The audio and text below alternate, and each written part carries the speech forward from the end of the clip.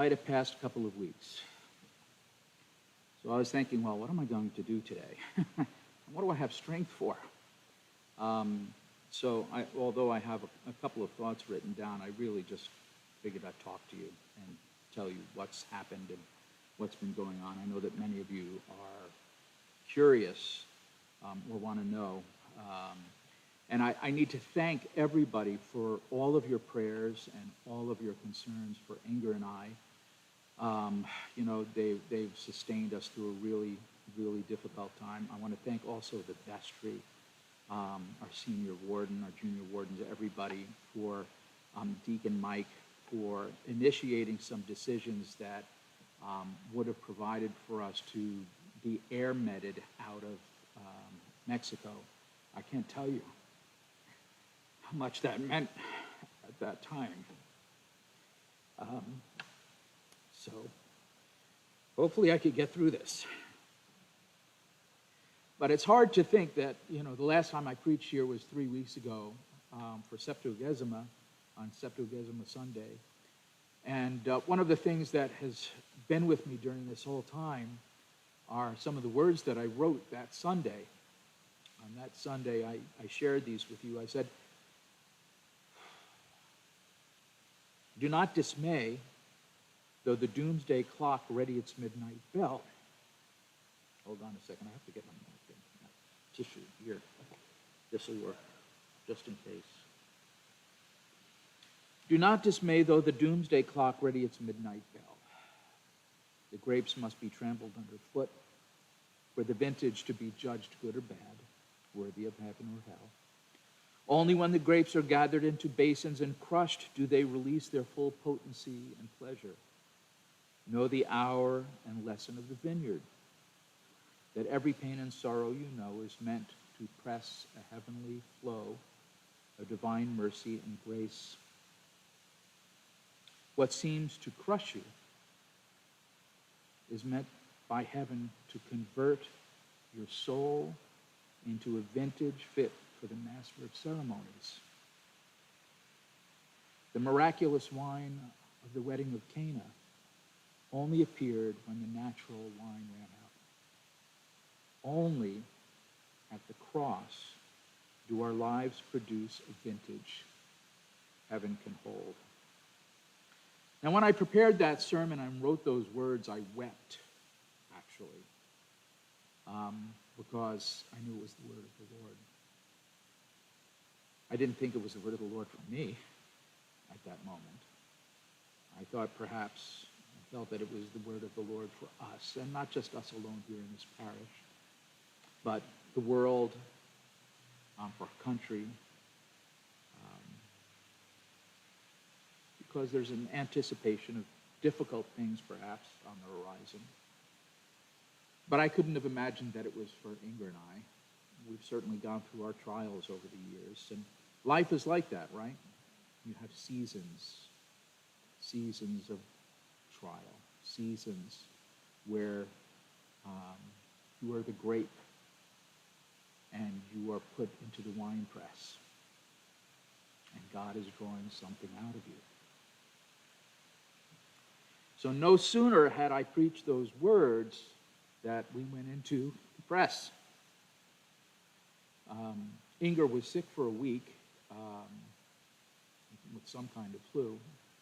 And then we had our annual meeting, and she was not feeling 100% even by then. And that Monday morning, I think January 29th, Inger woke up in the middle of the night, about 1:30 in the morning, with severe chest pains. And I knew pretty quickly I needed to take her immediately to the hospital. For my wife to say, "I think I need to go to the hospital," we're going to the hospital. And it had been snowing that night, and managed to get out of the driveway. Fortunately, Frisbee is right down the road, so we came right down the road here. And I brought her in,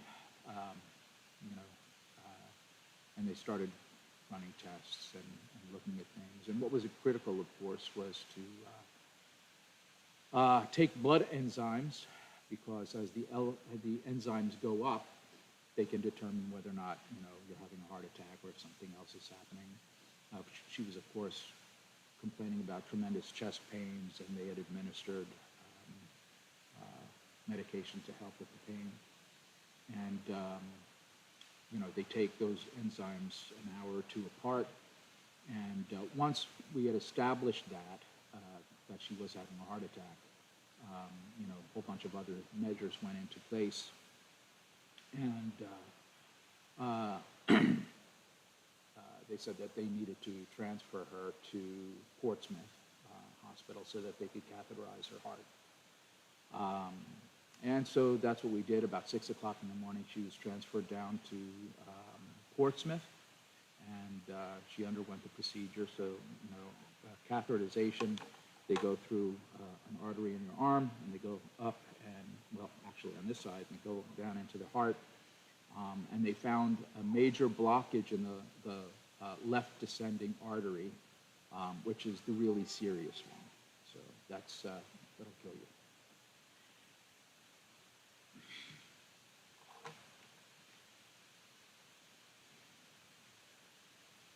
So fortunately, there was only one blockage, and they were able to take care of that with a stent.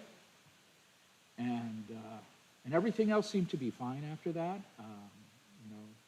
By the time she came out of that, she was doing okay. Spent a couple of hours there, and then they released her. Right? All of us are always surprised at how quickly a hospital will release somebody these days. And she got in the car, and she said, "I had a heart attack." I went, "Yeah, you did." You absolutely did. But you know what? She was in really good spirits, and seemed to bounce back really pretty quickly. And I know that some people have that, and they have a stent put in, and they go, "My gosh, I felt 100% after I had the stent put in." That's usually after a couple of weeks. But anyway, she was doing very well through the week. And now 2 months earlier, we had arranged a vacation for that weekend coming. And like everybody, we wanted to go someplace warm. And this year, she wanted to go to Mexico. So we were going to Playa del Carmen, which is south of Cancun. And got great tickets, all the stuff, inexpensive Airbnb, which makes that stuff a lot easier. And but the question was, could we even travel? And that was obviously in doubt. Like, we really didn't think we were going. And when my wife mentioned it to the cardiologist, he said, "No, that might not be a bad idea. Don't go back to work. Take a week off. Don't do anything strenuous. Lay down by the beach or by the pool and take a week off." And we heard the same thing from another one. And that Thursday, I hope I don't go into too much detail. I better pay attention to the time. That Thursday, she had a little tightness in her chest, which got me a little bit worried. And so that Friday, we were due for another exam at the cardiologist, and they actually cleared her. They actually said that there was some improvement in her heart function. She was down really low. It was like 35% or something. And with that kind of event, you have ischemia in the heart tissue, the dead heart tissue. So you don't necessarily get that all back. And so they were encouraged that was looking good, and Inga was feeling good, and so we made the decision to go. And it turned out to be a nightmare. Our trip down was fine. Inga was fine. She seemed strong. We arrived Saturday, went to a restaurant, had a great time. Sunday, we spent the whole day, just sitting down at the beach on a nice chair with the waiter bringing us food, and, perfect, right by the water. The water was great. She didn't go swimming. She did go in and dip her feet in. And that was fine. So that was Sunday. Monday, we walked around a little bit downtown, slowly, with me constantly going, "You okay? You okay? Are you okay? Are you okay? Are you okay now? Are you okay now? We could go home." And so that was like what was going on. Still doing pretty good. Tuesday, we decided to go to Tulum, which was one of the Mayan ruins there. And that was a little bit of a push. We got home. She was okay. She slept the night. The next morning, we went to have breakfast. And on the way back from breakfast, she basically nearly collapsed in the street. So I had to put her on a bench, got the police involved. Thank God for 3 years of Spanish in high school and Google Translator. So that allowed me to navigate all of this. And very quickly, we got her to the hospital, a private hospital there. And then we had to go through the same thing again, which was, find out what's happening, more blood tests, find out if enzymes are going up. They're supposed to be around 300. Hers were at 2,000 and then 3,000. And so the cardiologist there, he was really surprised that we were even allowed to leave. But anyway, his opinion of it was expressed a little bit more severely than up here. That became a little bit of an issue. So she got treatment there, but it became apparent that she needed to go to another hospital to be catheterized again, to check and make sure that the stent was okay, to make sure that there hadn't been another blockage or anything else that had happened, which meant that we had to go from Playa del Carmen across in a ferry to Cozumel, because that's where the primary hospital was, because that's where all of the vacationers are, right? So that's where the good hospital is. That was basically a 3-hour trip. So in the meantime, there was a lot of frantic activity on my end while she's in the hospital, because I had to figure out, do we have insurance? Will our insurance cover this?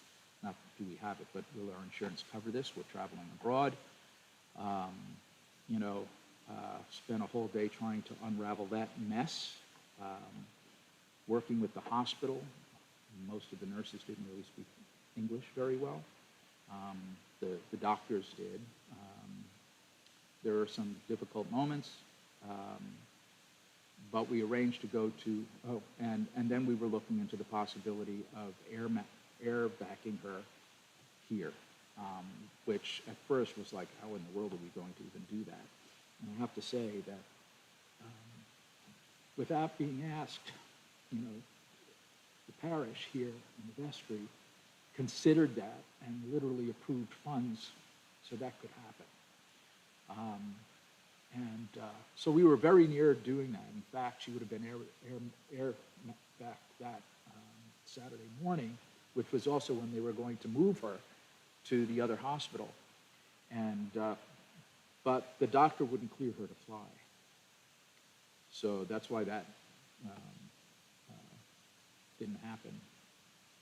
I was also kind of upset because it was a 5-hour flight or a 3.5 hour ferry ride. So I was pretty upset, like, you're okay for her to be in a ferry, in an ambulance, with an ER doctor and paramedics, but you don't want her to, so I was a little upset.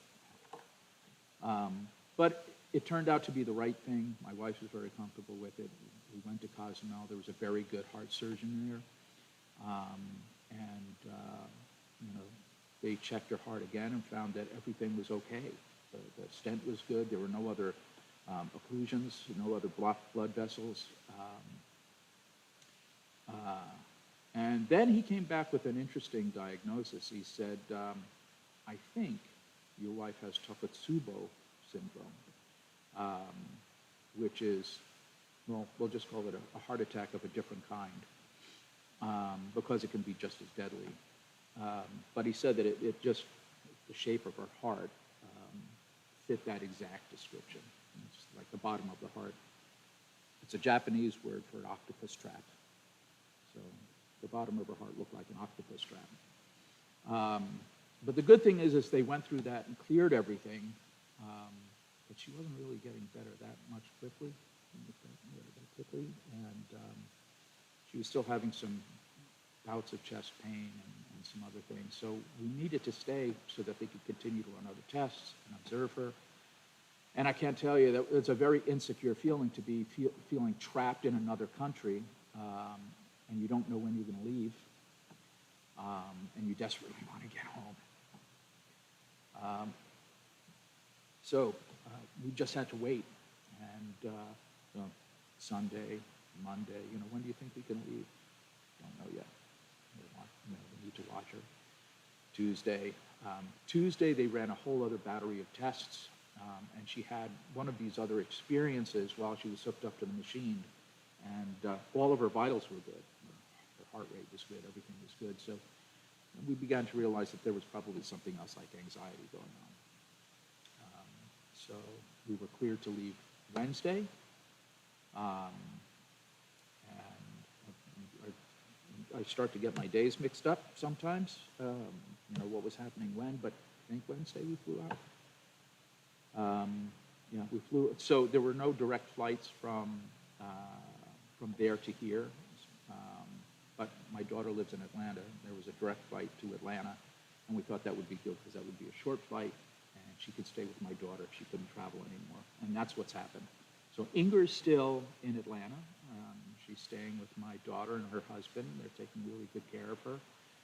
The day after her travel, she was very weak, and she, basically slept and spent the whole day in bed. And then, the next day was better, and she's doing better now, but she just has no stamina. And so, she's probably going to be there for a week, maybe two. And I think that's a good result for her. And then I realized when I got here, I need a break. I'm a little shell-shocked. So it's been, a really stressful, terrible time. I never want to go back to Mexico. We were talking about it at one point. She was like, maybe we'll come back next year and do a redo. And I went, I don't think I want to come back and do a redo. I want to forget this trip right now. So I want to thank everybody for all of your prayers, all of your support. I can't tell you how wonderful it is to know that you have a congregation that cares about you, and so many wonderful friends, and you have so many people praying for you, and we had so many people praying for us from Facebook. Once I made the posts there, just so many people praying for us, and I think that made a huge difference. Before we left, the last result of her heart function was that it was operating at 70%. So it went from something like 35% to 70%, despite all of these things. Now you can, if it's Takotsubo, you can recover 100% of your heart function, supposedly. There's a little bit of a difference between how the doctors here read things and maybe how they read things down there. If she really did, well, she certainly had a blocked LAD, and that would typically create damage in the heart. If there was some blood flow, maybe there wasn't as much damage. So the question now we're left with is, it was either Takotsubo from the beginning, or God did a miracle. I'd like to go with the miracle. I'll choose that. I've seen God do some other amazing things. So just to finish, again, I want to thank everybody for your prayers and your support. It is really what sustained us. Paul, in writing in 2 Corinthians, says this. He says, "In all things we commend ourselves as ministers of God, in much patience, in tribulations, in needs, and distress, in stripes, imprisonments, and tumults, labors and sleeplessness and fastings. And this is really what we're talking about, right? I mean, these words describe these kinds of experiences that we go through from time to time. Tribulations are the unchosen afflictions that are soul-crushing, right? Either by the work of others, perhaps in persecution, it's one of the ways it's often referred to, or other circumstances that are soul-crushing. But these things do reveal what we're made of. The other words that are used here, needs and distresses, are best expressed as being in dire straits and feeling the pressure of what must be done out of necessity and not of choice. I can tell you that's exactly what I felt down there. Those words describe things that constrain us into tight places where there's no other way out. When we feel under that kind of pressure, when we go through trials, it talks about something of the unavoidability of those things. And that's when we find ourselves in inescapable circumstances that we have no choice but to manage and endure. And that's definitely what we had to go through. Certainly what I had to go through in trying to manage all of this, and we all go through things like that. And people in our parish have recently gone through things like that. We have another family, Pauline and Dave Welch, their daughter and her husband. Her husband was recently diagnosed with cancer. He's in Boston. And, it's not good. So I'd like you to keep them in your prayers, and it would be great if we can, gather around them and support them in any way that we can, because they're under this kind of pressure and stress, and it's inescapable. And then, of course, it was very difficult to hear about Fred while I was away, because Fred has been a dear friend. Fred was the senior warden when I came here, and we became close, and I really wanted to be here for Fred in those moments. I'm so sorry I couldn't be here.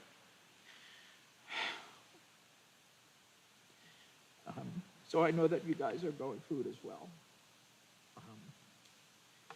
But here's the thing, the grace of God is here for all of us, when we go through these things. What makes them more difficult, of course, is our own interior suffering, our own pathos.